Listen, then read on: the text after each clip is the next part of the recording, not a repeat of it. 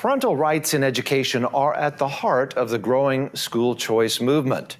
President Trump campaigned on the issue and has begun meeting with school choice advocates to formulate a plan to transform American education.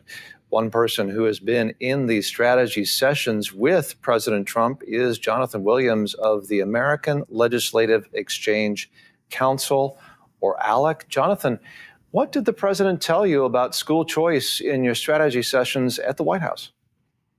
Well, John, it was a great opportunity to sit down with the president and a number of governors who are leaders on the school choice movement. And I thought, it was just an incredible opportunity as the president rethinks the way that education is delivered in this country. And look at what the states are doing right now. That was a big focus of our lunch, was how the federal government can empower the states, where now we have, thanks to Tennessee just last week, the 13th state that has adopted a universal parental empowerment and school choice package, something that ALEC has been at the forefront of in our members across the country. And just hearing the continued interest from the president directly of how do we disempower the bureaucrats in Washington, D.C., and how do we empower state and local governments, but more importantly, John, how do we empower parents to do what's right for their kids?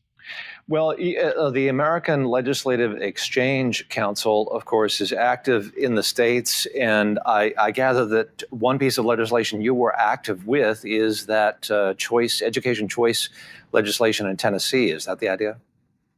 Well, it's been something we were proud to be active in over years now, to educate our members on the important aspects of what school choice can bring to families across the country. And we were proud of Governor Lee and legislative leaders there in Tennessee for becoming the 13th state. I know we had colleagues from our sister organization, ALEC Action, on the ground talking about that legislation. And it's just great to see the continued momentum. 4 or 5 years ago, John, if we were to survey the landscape of America, we had basically no universal programs of school choice across the states. And of course, parents looked across their kids on their laptops in the forced virtual learning, in the government lockdowns of the pandemic, and said, we've got to do things differently. What in the world is going on? What are our kids being taught?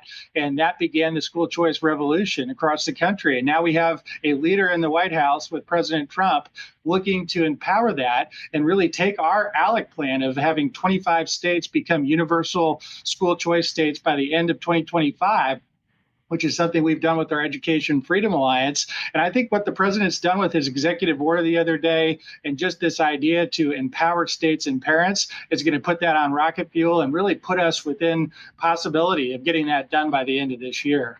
Now, when people talk about school choice, essentially what they're saying is they want to bring competition to education. Is that right?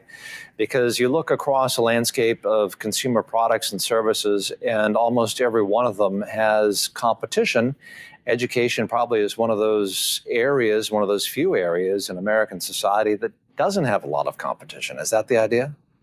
Well, absolutely. Competition is inherently a good thing, and dollars should follow the parents and the kids, most importantly, so they can make the decisions that are best for their families. That's the inherent piece of this. But the competition aspect is so important, John, in that you look at every consumer product or service where the price is going down and the quality is going up, whether it's tech or so many other things that have innovation happening because of competition. That's an inherently good thing. What's not happening is competition in education until we're successful to bring real choice for parents. And that's why you have situations where some of the big school districts like Baltimore or Chicago, you have now average being spent on every K-12 pupil at something like 30,000 or more. And you have results that in some of these school districts you're seeing next to zero of these kids being able to do math or reading at grade level. Something's got to change about that, John. We're leaving people behind. It's a travesty. And thank God we have leadership again in the White House that wants to rethink the way that we do education in America. Jonathan Williams of the American Legislative Exchange Council, or ALEC. Thank you for talking to us on One American News, sir. It's a pleasure. Always great to be with you, my friend.